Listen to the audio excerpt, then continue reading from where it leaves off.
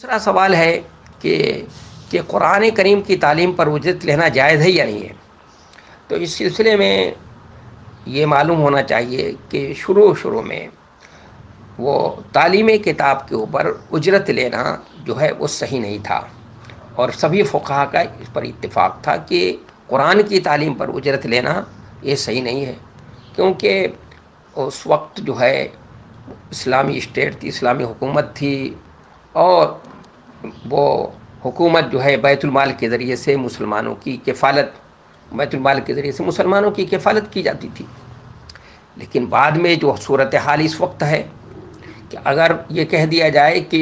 تعلیم کتاب پر قرآن کی مجید کی تعلیم پر اجرت لینا جائز نہیں ہے،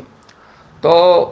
یہ قرآن مجید کی تعلیم پھر کون دینے جائے گا؟ ظاہر ہے جو قرآن مجید کی تعلیم دے گا وہ اپنے وقت کو فارغ کرے گا،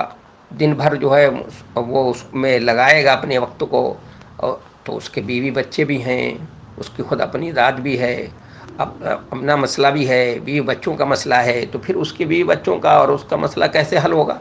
تو اس لیے فقہا نے اس ضرورت کے تحت اس وقت جو ہے قرآن مجید کی تعلیم پر اجرت لینا ان حالات کے تناظر میں فقہا نے جائز قرار دیا ہے، کہ چونکہ اس سے ایک اہم کام جو بہت بڑی ذمہ داری ہے، بہت بڑا کام ہے، اگر اس کا اجرت نہ دی جائے تو یہ کام رک جائے گا، اور یہ ضروری کام ہے. تو اس لیے اس مجبوری کے تحت فقہا نے اس کو اجرت لینے کو جائز قرار دیا ہے. میں سمجھتا ہوں اس سوال کا جواب بھی جو ہے واضح ہو گیا ہوگا، اور خود فقہ اکیڈمی کا جو سیمینار ہوا تھا اس میں بھی اس میں باقاعدہ رد و قدح کے ساتھ بڑی تفصیلی بحث ہوئی تھی. تو اس میں بھی سبھی فقہا کا جتنے بھی لوگ، اس میں تقریباً 400 کے قریب علماء کرام شریک ہوتے ہیں اس کے سیمینار میں، اور اس میں باقاعدہ بحث ہوتی ہے. بحث ہونے کے بعد یہی طے ہوا کہ ان حالات کے تناظر میں قرآن کی تعلیم پر اجرت لینا جائز ہے. آپ کا تیسرا سوال ہے کہ